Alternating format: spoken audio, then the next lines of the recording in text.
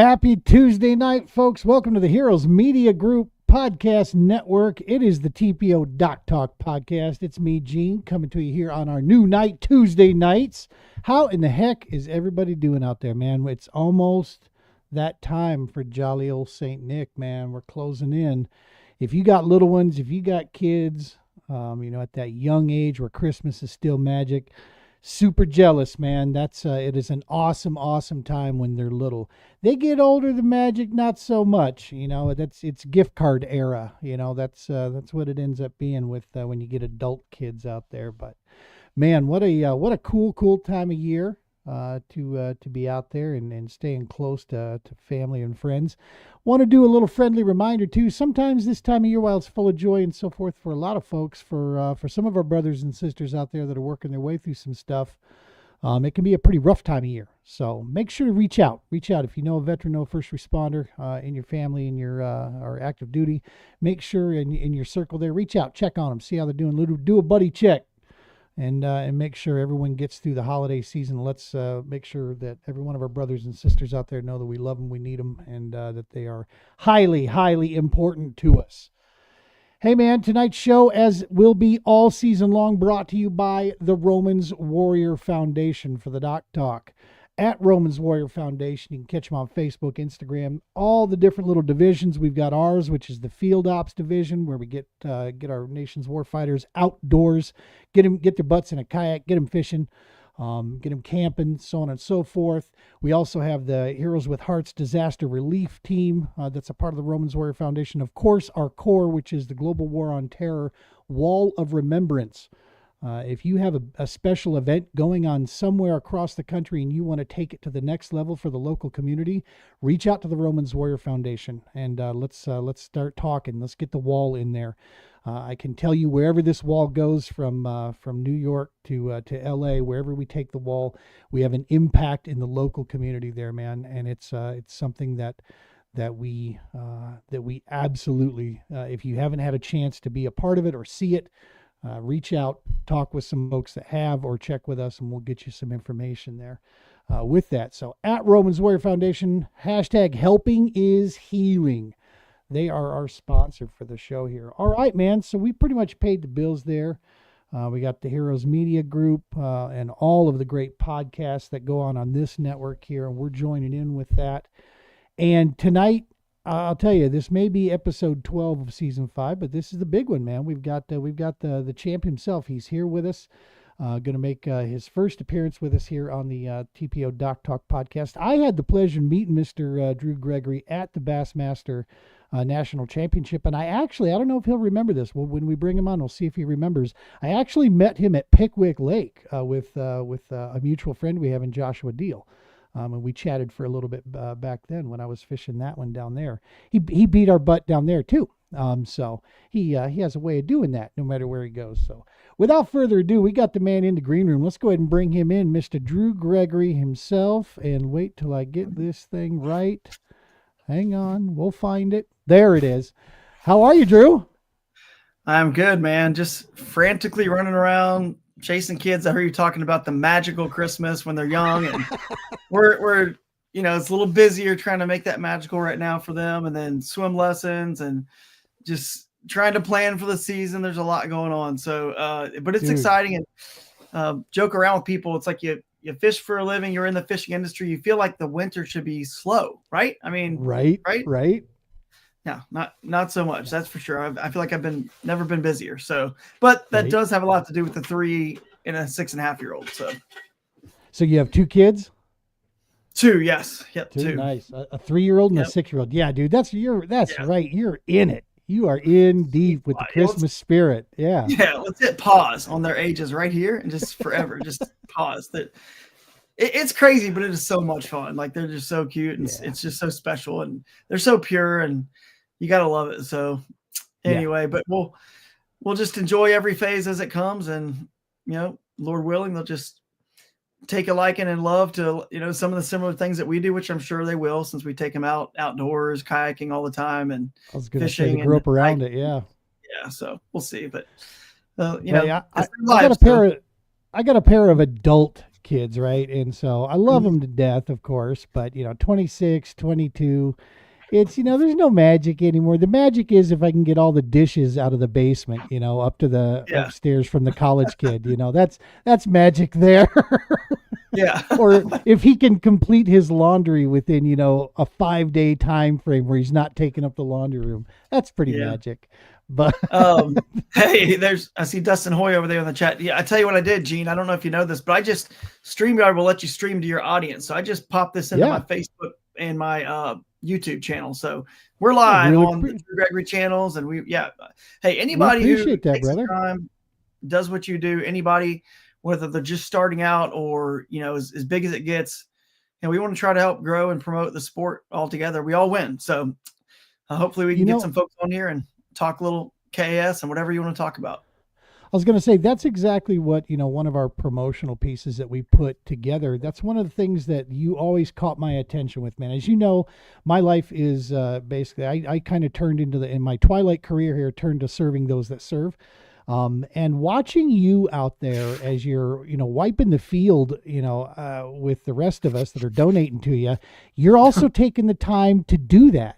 You're building, not just this sport, but then when you created the Kayak Adventure Series, now you're boosting these local economies to say thank you to those that are taking care of us out there, man. And that's awesome stuff. Yep. There you go.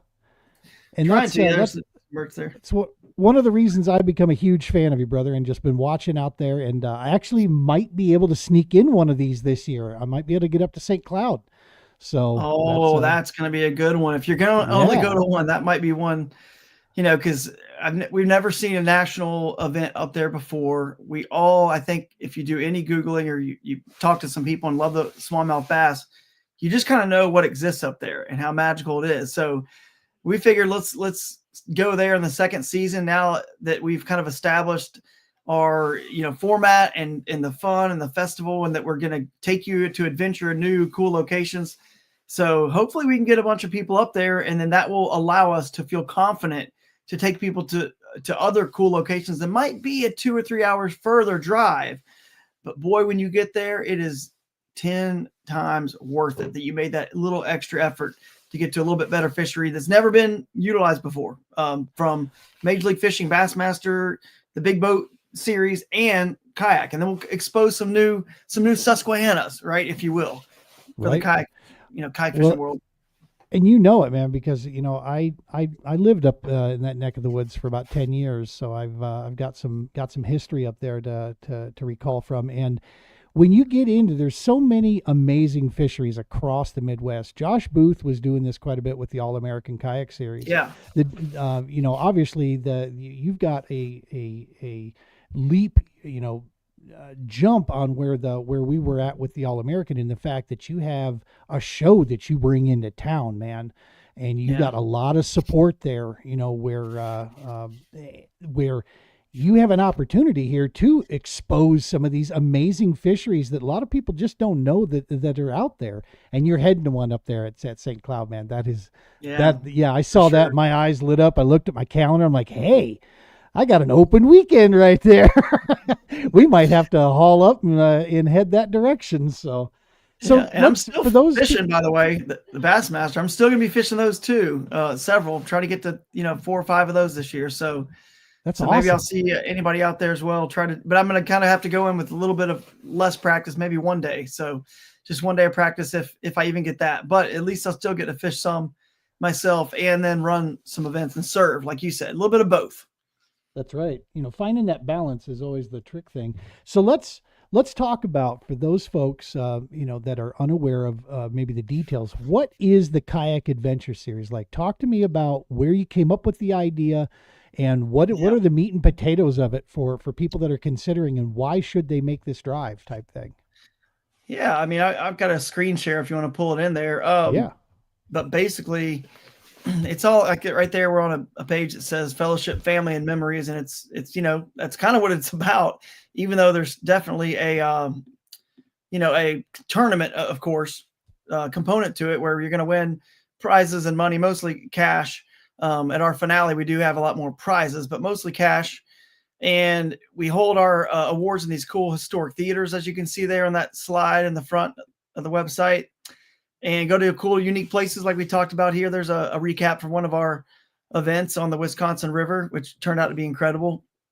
And that's a little bit of a preview there. But yeah, if you guys go to kayasadventureseries.com, you can click on events, you can click on 2025 events. And I will, as we're on this page, I will say this is going to change a little bit tomorrow on our live. So just a little teaser.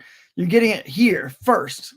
With Gene, Nice. we're gonna talk about it now a little bit. We're gonna add an event that's gonna be added to the schedule tomorrow. Oh, So very cool. yeah, there's gonna be 7. We're gonna add an event in there, so that's kind of exciting. And then one other event's gonna have a slight date change and then a name change, which doesn't affect the event, but it's actually going to change names tomorrow on our live stream, which we do at midnight, not midnight, so 12 noon, not midnight, on Wednesdays. So we will have a few updates, and they're going to be changes. We only make changes if it's very much for a good reason and for the betterment of the anglers and the opportunity. So just wait until you guys hear what's about to happen tomorrow. So we'll be tuning in, man. So tomorrow on your channel at noon, right? Yep, Kayak Adventure Series. And essentially, it's just about getting together and the fellowship aspect of the sport. So what we'll do is we'll obviously go to these locations, and then the quick brief rundown is there's I can pull up a recap article and kind of show some of this, but we have a registration and check-in on the Thursday of when you show up. And our events are actually start on Friday, but it's a little bit different. It's easy. It's a little easier for people to get off work on Fridays than Mondays. So we actually started, with the opening ceremonies on Thursday, so you can hang out and just kind of celebrate, eat and drink into the night if you want to, and have fun. And then Friday you can sleep in because you're not allowed to pre-fish on Friday because the event starts in the afternoon. And what happens in the morning at 10 a.m., so it's not super early, is we have something called the Bass U Brunch, which I will scroll down so you guys can see what that looks like. And I'll bring in different pros, and I'll do seminars, whether it's kayaking. There's Christine. She did a seminar, as you can see here. Eventually I'll get to it. Here's some pictures of the seminars Christine Fisher did. You can see did one at this one in Wisconsin. Josh Shrinko, Jeff Little spoke at this one. And it's called the Bass U Brunch on Friday mornings. So it's a very laid back, sort of tournament series, because you hang out on Thursday night after you register and just eat and drink and have fun. Stay out as late as you want, sleep in, show up to this and get some breakfast at 10. Hear some, great lessons, learn some great stuff. You can see where there's Jeff Little cooking some breakfast there. Got him cooking some eggs and then learn some stuff and fellowship. And then at 12:30, it ends and you take off and you begin your tournament at 3 p.m. on Friday, which is cool because it's a 3 to 7 p.m. thing. It gives you a chance to, fish on a weekday. There's not as much traffic with the public. It gives you a little bit of 4-hour window to kind of like just get warmed up into the weekend. And it's a 5 fish limit over the half day of Friday fishing and the full day of Saturday fishing. So even if you make a wrong decision, so this is why it's really good for intermediate and beginners. Even if you made a wrong decision and you went to the wrong spot, no big deal. You can catch 5 fish all on Saturday and win the whole thing still. So there's a lot of other stuff going on, like the Omnia tackle for trash, where you pick up trash out of the river or lake, and we're going to award gift cards. We bring Toyota trucks in from Toyota Bonus Bucks as a sponsor, and GoPro, if you didn't notice, is our headline sponsor. Yeah. We have a cool festival, and the anglers just get out there. As you can see, here's some great photos, and the anglers kind of cover themselves. I take the drone out with Jake Hepner. If you know Jake Hepner, IL Yakin on Instagram. He and I run around. We try to cover it the best we can. Jeff Little helped us last year run around and follow anglers and film them. And then we hold the awards, usually at a theater. We actually were at a bowling alley at this particular event. That's the one that was not at a theater, but we have a cool festival, right before we go into the awards, with bounce houses, for kids, a kids zone, merchandise, kayak demos, games, food, music, just fun stuff like that. That is awesome. All about the fellowship. And then we go into that theater typically, And then we also raffle off a kayak. As you can see here, it was a feel-free kayak at this event. Multiple manufacturers, I think 5 or 6 manufacturers will be sponsoring us this year. So every event should have a kayak or some item that's a large ticket item that we raffle off for the Autism Anglers, which is our 2025 charity. So anyway, that's awesome. kind of the gist of it. As you can see, you guys can go check out on the website. And yeah, we even had some cool cross kick century belts here, as we call them. So if you get 100 inches, then you'll get one of those cool belts there. They got drink holders on every side. And that's awesome. And there's a big bass bling award, and everyone that makes it on the stage gets a medal. So yeah, it's a lot of fun. I mean, if you've never been to one, just talk to anyone who's been to one. It's just really, really well thought out by myself and my team. We really thought this out. Like, how can we make something that can appeal to, the Russ Snyders who did show up at one event, and the Jody Queens of the world, the Guillermo Gonzalez, the big names might, want to dabble in and have a little fun and a laid back event, and then somehow also attract the intermediate and beginner anglers. And I think we've just nailed it, because when Saturday's over at the theaters, we can still hang out and fellowship even more because it's just Saturday. We sleep in, we drive home on Sunday. So it's kind of, if you're a little nervous to compete against some of the big names, the good news is that, you can come there to fellowship and hang out with them. So hang on a second. My wife's got a question. Yes. Yeah. We all 4 of us need to know right this second. Yes, they need to know right this second. So yes. January 31st, February 1st. Are you out of town? I don't think so. I think I'm in town. Actually, no, I think I am out of town. I think so. I don't know. Shoot. So we're working on scheduling. I think Bassmaster Kayak Series is on Lake Kissimmee. I think I'm out of town that weekend. Yeah. So anyway, they're working on some scheduling, some girls trips and stuff. The loveliness of live, man.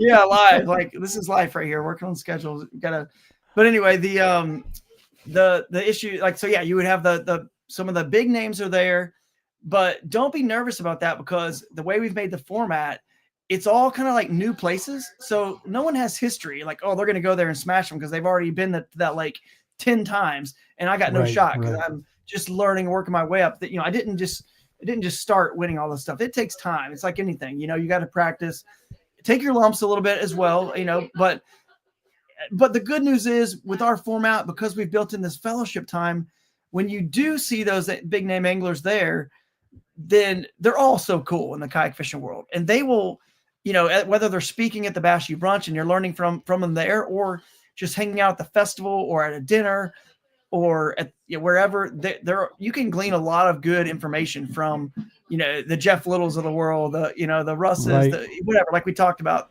the Christines, all the folks that'll be there, that all the big names that kind of have won a lot, nationally, that you may show up. So the good news is also if you don't feel comfortable competing against them, there's a 2-man team division, and that's just $75 a person.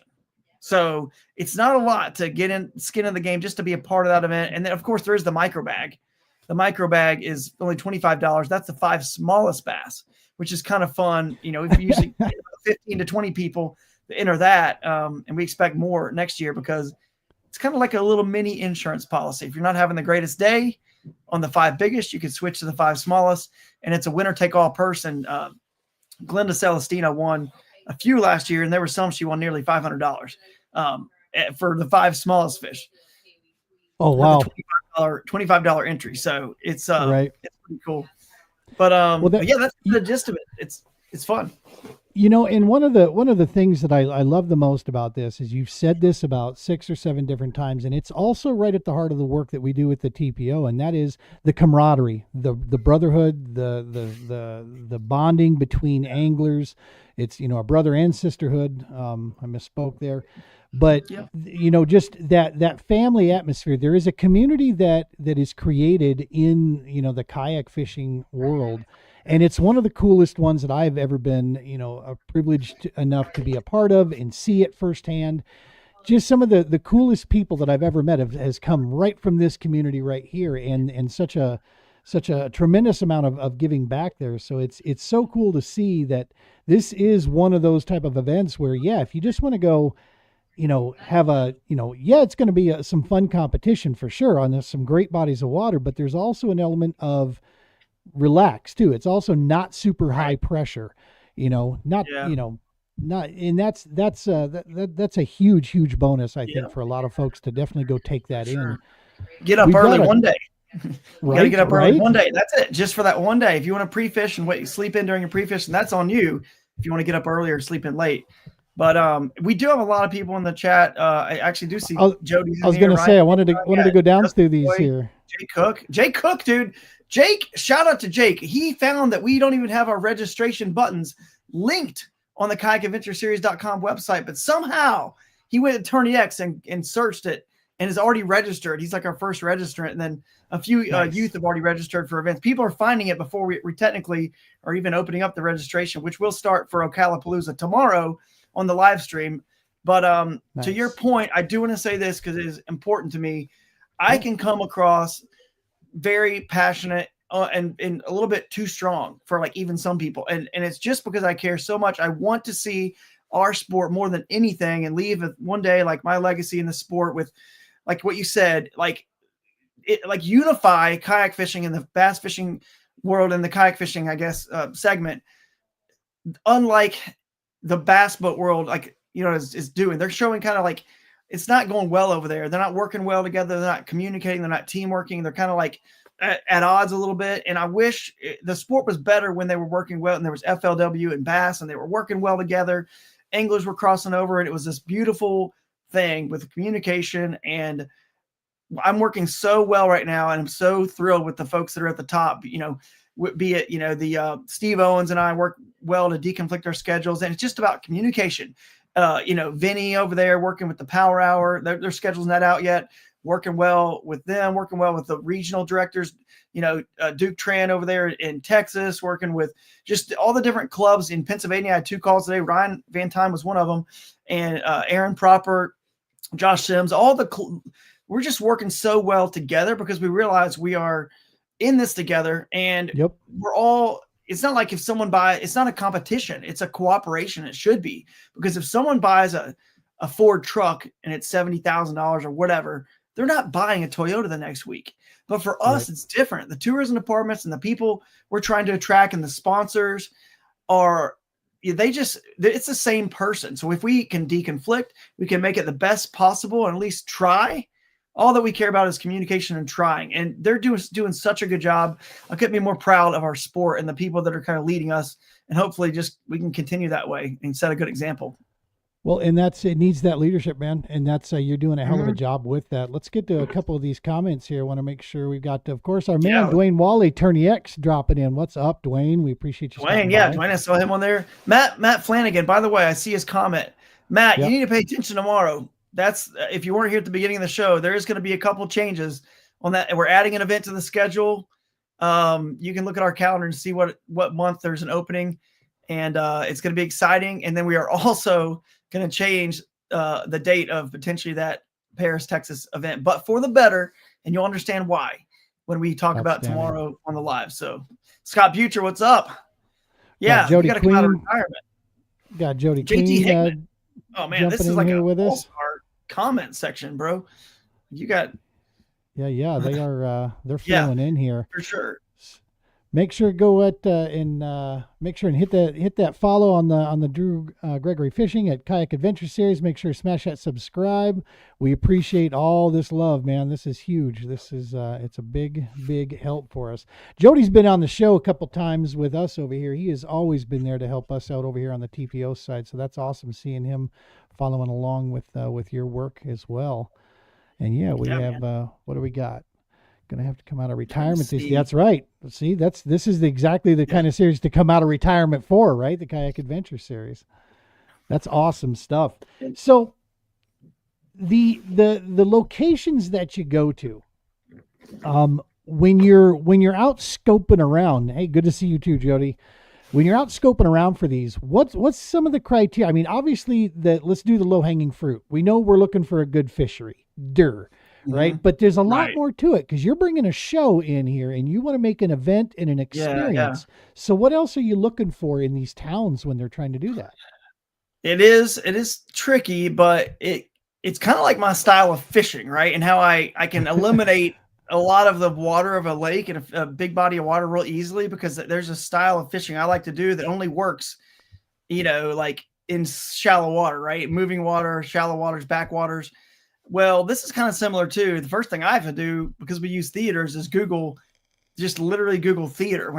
If I know a good area that has some good fishing, around it, or I've got word or just, I've been around long enough where I've kind of, even back with when I was working with Jackson Kayak, traveled the whole country. I've traveled fishing and filming Hooked on Wild Water show for 5 or 6 seasons, however long that was. I ran the River Bassin Tournament Trail. So basically, I'm trying to tell you, I'm getting old. When I look back at how much I've done. So I've been around this country enough to there's not a lot that I not heard about that is like exciting and a great, incredible like fishery. So I try to find, Google theater in that area and see, okay, now is there a theater that could hold us, right? That we could put this show on. And is there a town that's big enough, or county tourism department that's big enough that would care about having, and do they have the lodging and the other facilities we need, right? Bringing 100, 200 people, whatever it ends up being this year, 300, who knows? We could easily have in our format and the way we fish within about an hour, lakes, rivers, and creeks. We could easily have like 700, 1,000 people in these tournaments. And I think people could still find water to themselves, because it's just, we're highlighting a whole hour, like swath around these areas. And that's kind of intentional. When there's not 1,000 or 700 people or whatever, one day it could be, right. We're dreaming here, but when there's 100, then there's 100 or 200 or whatever it is, you certainly can find some water on your own. Who doesn't, love that in a tournament to be alone, and that's what obviously we all hope for. So we're trying to make that experience great. So that's kind of why we have some pretty nice size boundaries. But anyway, I Google theater, and then I have to, of course, then find the tourism department number, the CVB, whatever, and Chamber of Commerce, call them up, and then just say, hey, look, here's what we're doing. Here's what we're trying to do. We're going to promote your area. We incentivize, especially this year, we'll talk about on the show tomorrow more, which we've been talking about, something called the GoPro guarantee. We have a few $10,000 guarantees and a $7,500. And long story short, film with a GoPro, send us a couple of your fish clips, your 2 of your 5, and you win. Your payout would have been $6,800. Now it's $10,000. You know what I mean? So we incentivize filming. What does that do? Most likely, Gene, if you were not filming before, but you do film at our event because of those incentives, it does a few things. It helps you capture your PB if you catch one, or some amazing fish catch. If you do capture that, is there any chance you're not going to share it? Like probably 0 chance you're not going to share something that amazing, right? What does that do? More incredible content about kayak fishing, excitement out there for the world to see. What else does it do? It validates and justifies that you are not a cheater. You caught that fish from cast to catch. No one can question you. No one at all can say this sport is not legitimate. How do you know they're not cheating? Because you filmed it. And so it's kind of like we start if the GoPro or an action camera, the easier and easier they're getting, the cheaper they're getting, can start to become a standard equipment just as much as a catch board is in our sport. We will turn the sport of bass fishing around in terms of this cheating stuff that's plagued our sport forever, and the negativity to, oh my goodness, this is amazing, incredible to watch, and we get to see it. And Steve Owens and I have said it on the podcast, and we've talked about it. We really feel like when there is a kayak fishing elite series one day, whether it's a group of 40, we start out with, or 50 or whatever, I don't think the fish are ever going to count. When you put $25,000 or $50,000 for first place, I don't think we will ever get there without it being captured on camera. Your fish don't count unless you got it from cast to catch. And that's camera guys can't ride on the back of our kayaks. They can't follow us to places we go. We don't have the money and the infrastructure to hire enough camera people to follow everyone. Therefore, that's just the way it's got to be. And it's not that hard. You get a Naqua battery pack. Naqua is one of our big sponsors this year. They have a Naqua power bonus we're going to talk about on the show tomorrow. That's $1,000, $500 in cash, and $500 in Naqua adventure gear. So, and all you got to do is be using a Naqua battery pack, $50, $30-something battery pack that powers your GoPro all day long. And then we can change this sport and the narrative around our sport forever. But anyway, I'm sidetracked from your original question, but that's kind of how the locations. I know where the good fishing is. I Google the theater, talk to them, and then have to kind of I need to go to one region, like central US or Midwest and Northeast and kind of Southeast, kind of at least need to go to every spot, one time. And then that gives you about 6 or 7 events a year, and just cap it at that, because they're a big show for sure. And if we can find a place that's on the water, even better. So that way we can make sure we have kayak demos at our festivals. So absolutely. Yeah, no, I mean, and it makes sense, because it's like you said, there's so much more that goes into these events when you start putting on a show aspect, Yeah. and you're trying to create that attraction that brings those of us, like, we're out in Colorado here. So everything for us out here is a drive, right? I mean, it's a 12 to 15 hour run for us. And so for us to do something like that for an event, there's got to be something to it, right? It's got to be more than just chasing down a check. A check is not gonna exactly. That's not going to be the key. Dude, you hit the nail on the head. Only one person, maybe 2 or 3, will actually make a profit at even Bassmaster events, literally from the travel, you know what I mean? All that. You're literally having a few people actually really make a profit. And even if you do make a profit, I mean, it might only be a couple $100. Is that worth being somewhere all week? It's of course not. In terms of a work, and job, of course not. But you're having fun. This is a recreational sport. It's meant to. You got to look at it like you're paying a fee. If you go, my buddy Ken Morris always said, he looks at it like his local basketball league. It lasts, a couple months, whatever.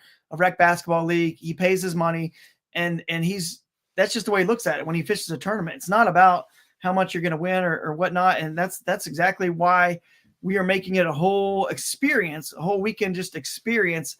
And as opposed to, just about the money and the winning and all that. And there's certainly, a place for that. And of course, at the highest level of all sports, it kind of, when it becomes full-time and really professional, that is what it's all about. No PGA Tour golfers partying until 12 a.m., when they've got a tee time at 7 a.m. It does become that, but we want to keep this fun and kind of just highlight the fact that if you don't win, you're still going to walk away from these events with some of the best memories and friendships of your life. The first 50 anglers get a $100 gift bag from our sponsors.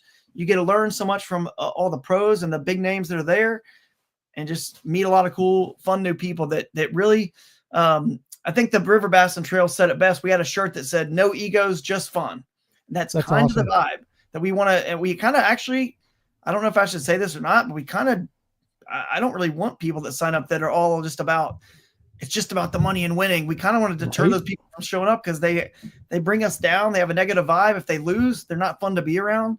And you can't play defense in sport. So, and especially in this day and age, there's so many other options. If what you're looking for is just the competition level piece only, if that's what drives you, there's a ton of options for you out there. It doesn't sound like that's what this is. This is, you're going to compete. You're going to have some great anglers out there, but there's so much more to it than that, right? It's just there's a lot more levels to it. Again, seeing folks chiming in here. Yeah, I'm seeing the comments too. And I see Brian Slayton, the creek crawler. JT Hickman is. I noticed, JT, you did get your video up, pre-fishing video for the Wisconsin River Fest. So guys, go check that out on his channel. He had a heck of a tournament. And then I do want to call out somebody, Matt Collins Fishing. Dude, Matt, listen to this. Look at his comment. He loves the concept. He's tuning in for the Paris, Texas update tomorrow. Awesome. He says, "Are you fishing Havasu?" I got a funny story. People would not think I would want to go or be able to go fish Lake Havasu Bassmaster, but I was on the internet the other day Googling flights actually what happened was the email came into me from Spirit Airlines. I mean, I'll take the risk, but it said $40 flights. And I was like, I wonder where they're going. And then I happened for $40, and it said Columbus, Ohio. And I'm in, I'm 2.5 hours from the airport. So it's not like that far, but for $40 to go to Vegas, that was the $40 offer. I was like, well, when do I have to fly by? And then I looked at the Bassmaster date for the Havasu event, and I was like, oh my goodness, if I can go and pull this off, that would be incredible. And I actually had a Torpedo lined up. Amanda Brannon was kind enough to say it. Matthew Brannon's going to be there. I had a Torpedo lined up. I knew I could get a kayak from a Crescent dealer or someone that would be in the area.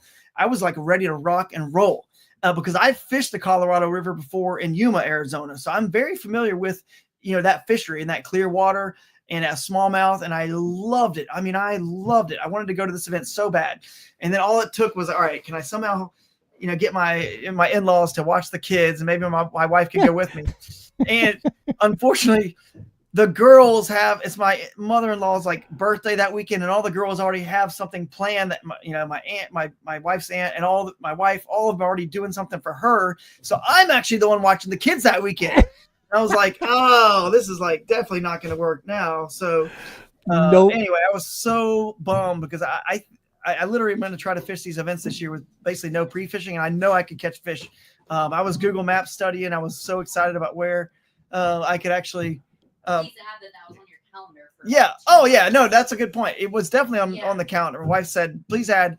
It was on the calendar. Now, I never looked at our calendar before then, but it was like, oh, man, it's the same weekend as that. So, yeah, if I would have just looked at the calendar, I could have saved myself some time. Also, that's what we just found out is not going to work anymore. So, possibly. Oh, wait a second. Update. It might be back on the deck. It might be back on. They were just on the call. Then they were asking me earlier about dates. She said there were some different dates. They were all conflicted a little bit of what they had put down originally for their girls' weekend. It sounds like, so maybe it could work still. We'll see. But if you go about 40 years ago, when you watch the news, there would be, wait a minute, this just in, This was just in. I'm telling you. Right? Man, this is hot off the press, baby. That was a funny comment because it literally, I didn't know that until just a second. So who knows, but we'll see what happened. It's exciting. Either way, you guys will have a fun time on Havasu. It's a really, really cool fishery. I only will say this, and not because, I mean, obviously everyone knows I love to fish moving water and rivers. There's not a lot of launches on that lake. I just hope that Steve Owens lets them fish even above the interstate there that's on the north end of that lake up the river, like go up another ramp behind, beyond that, because then you can kind of cover a lot of that really cool water, and there's a lot of backwaters that open up, you know what I mean, and stuff like that. Yeah. And these tules, there's a lot of tules and a cool pattern there on like a jerk shad, drifting it underneath the falling down tules and stuff. So that's a little juice for you guys that if you find stuff like that, you could punch fish up there. But it's going to be fun for sure. So maybe cool. I can make it. It sounds like, who knows? I don't know. It's right? A long shot still. I mean, trust me, the $40 flights are gone. That was just a 2-day special anyway. So, but if I could somehow find a cheap flight, and if it doesn't happen, if this trip for the girls doesn't happen, then you never know. We could, and even from Colorado, it's like a 15, 16 hour drive for us. It is way, and for you, you're coming out of Ohio, right? Dude, it would be like right? 3 days. Exactly. It's like a 3-day haul to try to get there.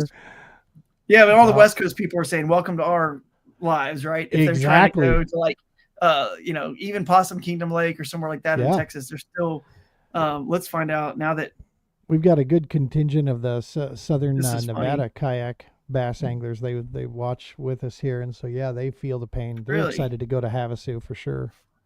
This is going to be funny. I'm not driving there. I mean, I'm definitely going to fly and like get a kayak. It would take 1 day and 7 hours. So what is that? 31 hours? 31 hours. Yeah. 31-hour drive. So there you go. Minor stops, just a little jaunt across the U.S. there.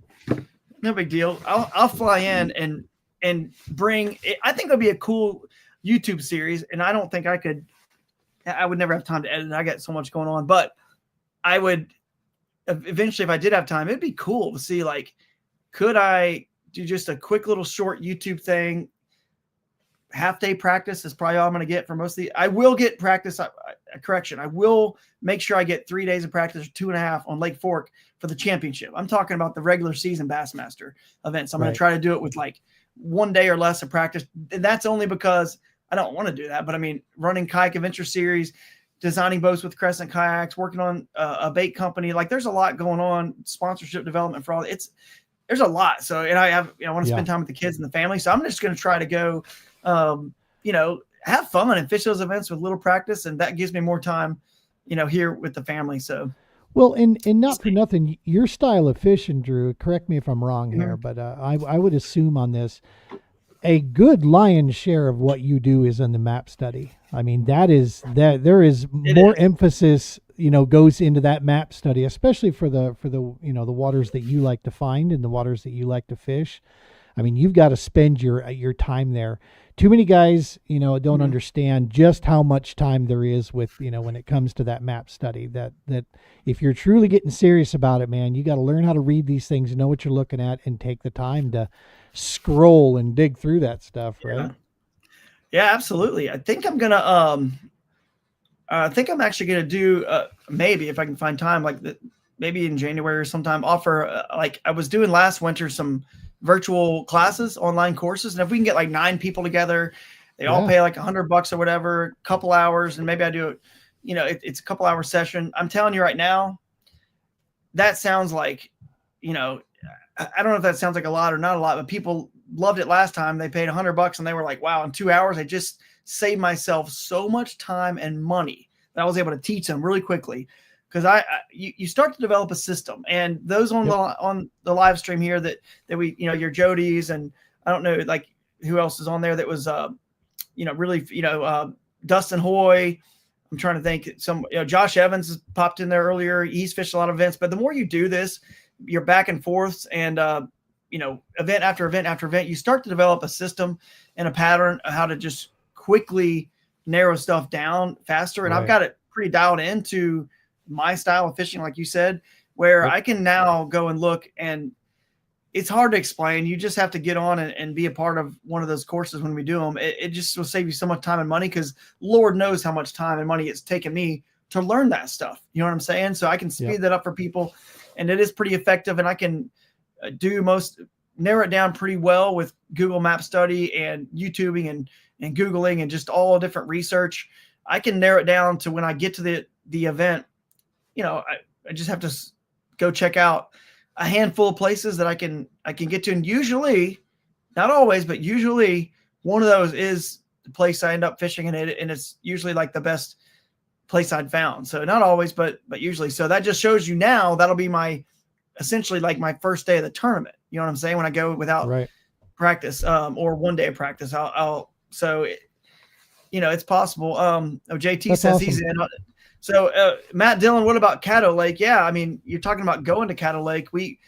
That lake, somebody else made a comment on here that we're highlighting. It's actually up above. As Mike Eller says, this series does a good job of highlighting less mainstream waters. As a Western PA resident, I'm pumped for Broodstock 2 in Franklin, PA. It will not disappoint. And it won't. It will definitely not disappoint.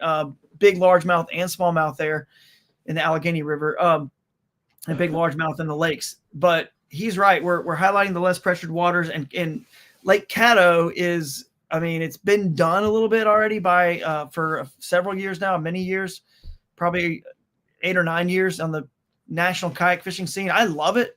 And you're still going to have your big regional trails like your Texas Bass Nation series and North Texas and East Texas. They're going to go there. So you have the ability to still fish those on that. And then you're still going to have your Bassmaster Kayak series that's going to go there, and maybe, Native Power Hour and places like that.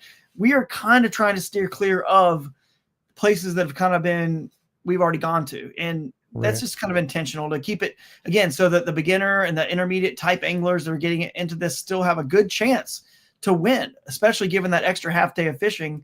Because if they make a mistake, which it's more apt for a beginner or intermediate to make a wrong decision on a location, they can correct it on Saturday and still get in the money or be in the hunt. If you make a mistake on a 2-day tournament that's 5 fish and 5 fish, 2 days, 10 fish, you're donezo. If your first day is 72 inches, you're not coming back when everyone else that, 40 people had 80 plus, you're not coming back. So this is, it's a nice balance. The more fish you put in it, the more, put it this way, the more rounds of PGA Tour golf, 4 rounds, the biggest names come to the top by the end of Sunday, the final day. Same with the Bassmaster Elite Series. You give them 4 days, those same names end up kind of coming to the top, and that's the way. But the less, you can't make it 1 fish, because then it's totally a lucky sort of tournament. But you keep it at 5, I think it can appeal to those super, high talented anglers, a few of those that want to come and dip their toes, but then also gives those intermediate anglers a real shot at winning this. But there's Jody saying he's going to see us at Ocala. Man, dude, Jody is a chatterbait machine in Florida. Oh yeah. And I guarantee you, he's going to find some grass and throw a chatterbait. Bro, Jody, all you need to do is put a box of chatterbaits and whatever trailer he likes to use, that minnows, and literally, I don't think Jody needs to take anything else with him, because that's what he's going to end up catching them on anyway. You know it. 6 rods with 6 different colors and sizes of chatterbaits is what he's got. Yeah. He'll comment here in a minute. Jen Nolan's in there, so we hope to see it at the Paris event. Again, Jen, pay attention. We will have an update on that event tomorrow at noon. We're going to change something at that event. It's tomorrow going to be noon on Drew Kayak Adventure Series. Yeah. We'll be tuning in for sure. We'll be watching that. It's going to be a good one, though. Trust me. But hopefully that answers your question, Matt Dillon, about Caddo. I love Caddo. I mean, I love it. So it's nothing against that lake. It's incredible. But we will, try to expose some new places and different places, and keeping it fresh, man. That's a huge deal, and like you said, you don't want people to get too much, history in these places. Cause then, it's, there's this misnomer where people talk about, don't fish history. Dude, the bottom line is what you want is to understand a body of water better, and that's so, the more you have, the better off you are when you start to understand its personalities and such, right? So there's definitely nothing wrong with going and like having some of those lakes included. Like, I don't think the National Trail's ever been to Bugs Island, Kerr Reservoir, but at South Boston Bassathon in Virginia, we will be that will be in bounds, that whole lake, right? So local and regional trails have fished it, and that's in bounds, and that's okay to have. But has anyone ever fished it when including all those rivers and all the other lakes like Mayo and Hyco around it? No. So even if someone does have history on a body of water, they've never fished it with our format. If we ever go to La Crosse, I'm not saying we won't ever go to a place like La Crosse that is, obviously been visited by every national level. Yeah, it's a great area for sure. But if we go there, it's going to fish totally different. We would make them, if they were willing to do it, we would say, well, we're not going to fish the same pools. We got to fish, the upstream pools further upstream, and then also with our rule set being, you can put in any public access, and if it's public access, then you can put in and go and put in up the rivers and creeks, which is legal in our series. And you can portage, get out and portage and stuff as well whenever you feel like it's not safe to, go under a log or down a rapid or up a rapid. You can portage. So La Crosse will fish totally different, because with the Bassmaster Kayak Series and Hobie Bass Open Series in the past, hopefully they can come back, bigger and stronger that, next year, I guess 2026. But our event they would fish totally different, because you could put in at all these different places you couldn't put in, as long as it's public, doesn't have to be designated launch. And then, you could put in up the rivers and creeks. So we don't know if those hold a candle, any of the fish way up those tributaries would ever compete, but our anglers with a little bit different boundaries would figure it out. So we still can possibly go to, pool 4, 5, 6, and 7, and 8, and include all the tributaries, and then just see, it'll make it a different experience at La Crosse than completely. So well, and each one of those pools has its own little personality too, man. That when you're talking up there, 4, is a complete polar opposite to what you're going to find in 7. 5 and 6. 5 and 6 might have a little similarities to them, but they're still they each one of them has their own areas and their own attitudes. So Mike, looks like Mike had a question here. Do you expect higher numbers with the KAS this year with Hobie not being out there? I mean, they did such a good job, man. AJ and Steve at Hobie, it's, that's sad to see that had nothing to do with the participation, like their statement said. And I still haven't had a chance to reach out to AJ. I need to tell him, maybe talk to you guys all publicly here, just what an amazing job he did with that series, and the selflessness to put in as much time and effort and energy as it takes to run that. There's no doubt they created a loyal base of anglers who will travel nationally. Those anglers are going to still want to fish somewhere. And I'm sure some of them will go to Bassmaster, because that probably is the closest format and level of elite fishing that, I love to fish, obviously, and they'll probably migrate there. We will probably, because we've done such a good job working with Steve Owens at Bassmaster to deconflict our schedules. Those anglers just love to fish events, and they're probably going to want to go travel somewhere. So I'm sure we'll get some more trickle over due to that, but also due just to our momentum. We had 3.2 million views on YouTube from anglers that came to Kayak Adventure Series events that filmed them via, GoPro or action camera, posted videos on YouTube. We were able to track all their videos, and it adds up to 3.2 million. Now, one of those kind of went viral, which helped it, but it, obviously a viral videos doesn't happen if you don't have an event, and, which is why that angler went out there and filmed, right, and then posted it. So it still got eyeballs to, we had 11,300 unique visitors to the website. I have no clue how good or bad that is. I don't know any other website numbers out there, so I don't know. But I know we had that many when I looked, and I was proud of the first year and how positively anglers were talking about our series and the overall experience and how hard they see, that we worked on it. So those anglers, I think, are going to go somewhere. They'll probably trickle over, fish some of our events, fish Bassmaster, and then plus the momentum, of just kind of that we had kind of built. I think it's going to be a good year for kayak fishing overall, and we can keep riding the tide all together here. That's awesome, man. One of the things I wanted to point out here, dude, that I also love. So I'm relatively still new coming into the kayak game. I've only been in a couple of years now. I was from the bass boat world. And once I've moved over to kayaks here, I haven't looked back. I absolutely love it. I love the change. But one of the things when I was first coming in, you basically kind of held this throne, if you will, this position in our sport of showing what the roots of our sport, the native pieces, of our sport, of the paddling and the smaller kayaks. You held this, in without ever using, you didn't need words. You just showed what you could do. While guys are going out there with motors and scoping and this, you're in here with a paddle and kicking back into a small stream and taking their checks. And so you held that for the longest time. And when I saw you drop a couple $1,000s on the back of that kayak with those mini little power poles, I absolutely busted a gut and loved it. I love the way you've embraced our sport from both sides, that it doesn't have to be either or. This is just our sport now. Talk to me real quick on those power poles, man. I'm a former power pole guy myself, on the boat. Those things look badass, but it did look like a lot of gear and a lot of weight in that thing.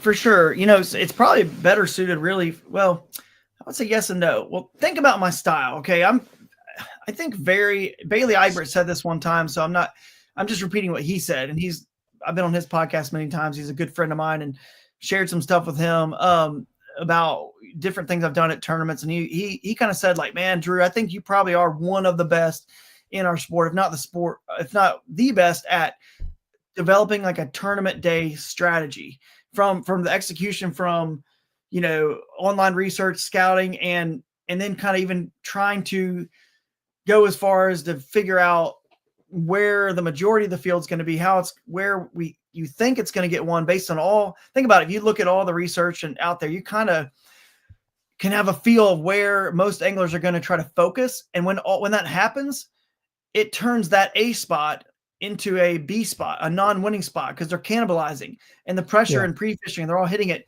Now, you could still certainly win there, but the point is the tournament strategy is what I definitely think I've found a little bit of an advantage there with planning and strategy and whatnot. So I guess my point is the shallow water, kind of get your question, shallow water and doing all that. If there's a tool out there that can help me with my style, which is, again, shallow water, rivers and creeks, and think about those double power poles, they're overkill for most people. But the problem with a micro anchor, which I think it's a cool product from PowerPole, sponsored by PowerPole, I love them, but the micro anchor doesn't fit my style because it sticks up in the air. Stick it 8 there, I can't get underneath trees and limbs. Exactly. And even on the lake, when I want to fish underneath the docks and the walkways, I can't get underneath it. So it's a pain. So I wanted something that was low. Well, that means you either use a regular anchor but you don't like how it blows you around out of position. And then the option was these dual, Pro Series 2 blades. So I talked to the guys at PowerPole. Yep, got them. They sent them to me, and I put them on. They stick up no more really than my head, on the kayak, so I can get underneath pretty much everything I want to. And you could always double tap and get them a little bit lower too, and still get even lower. And it holds you good because you got two of them, and it kind of like you can't pivot. So in my mind, it's it's something that if you do this for a living, or if you live in a place like Caddo, like Mike was talking about, I think was it Mike that asked that about Caddo, or like Florida, So think about my last tournament where I put that on there, Lake Bistineau and Lake Caddo, shallow water, cypress. Those things go down 4.5 feet max, probably. I'm not fishing in depth deeper than that anyway. So it's a very specific, our kayaks, the Shoalie, I designed the Shoalie. So I obviously work with Crescent, get them for free. So I got multiple Shoalies. I've got like one for rivers and creeks. It's actually super light, stripped down. Nothing is on it with a paddle, nothing, just stripped down.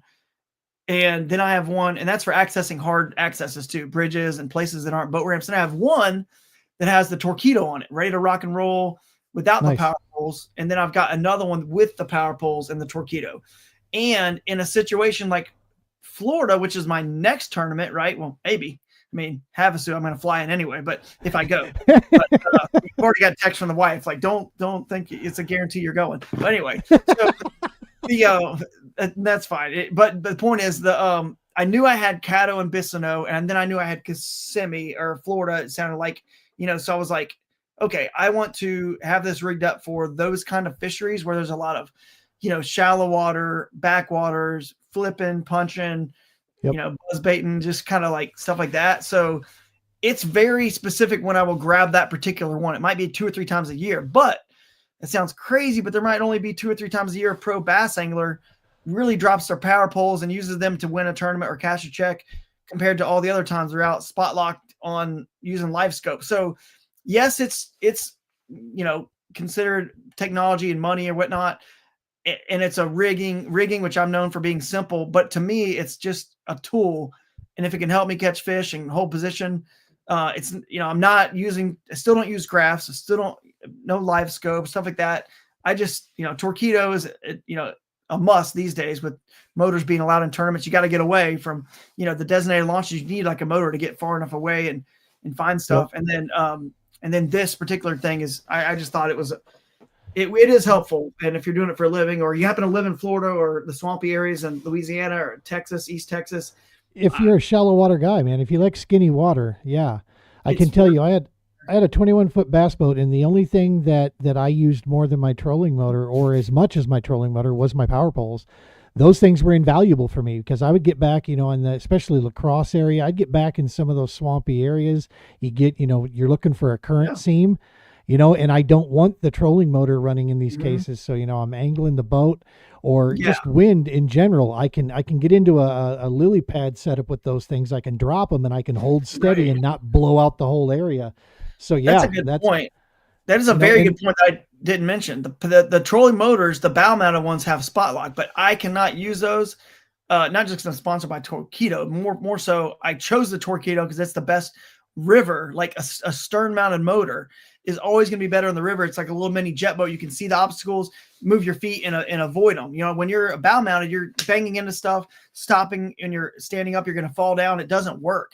So if you have a bow mount, you don't really need the double power pole because you got spot lock. But anyway, what's up? Chad Hoover's in the chat here too. What's up, Chad?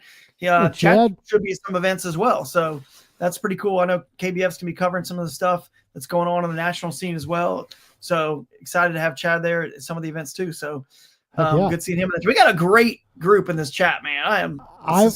Cool. I'm blown away. Yeah, this is fantastic, man. Thank you so much for helping our little show out, man. This is huge. I know. I mean, let's just be straightforward and honest. This comes from your influence, brother. I mean, and we know that. So yeah, this is we appreciate that. Oh, look at there, the man himself of the namesake. Gene's Mr. Gene Jensen. I talked to Gene earlier, and we're working on. I can't give away too much now. We're working on some stuff together. So you'll find out more maybe tomorrow on the on our live. Maybe we can talk about some of that stuff tomorrow on the live. Some new announcements. So by the way, my wife's in here too. She's talking about my hair being gray because of my daughter. Is that Christina? It all went, Christina.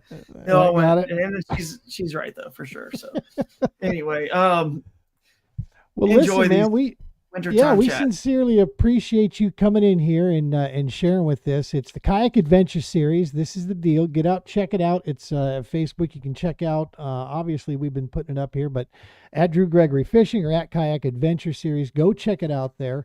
We're going to be definitely trying. Like I said, there's one on the list right now. Depending on what dates might change, we might we might even be able to make a run to Texas. Who knows if that might be the one that's Yeah, man. changing. We'll see what comes out of that. But yeah, that's super excited to see what you're doing with it.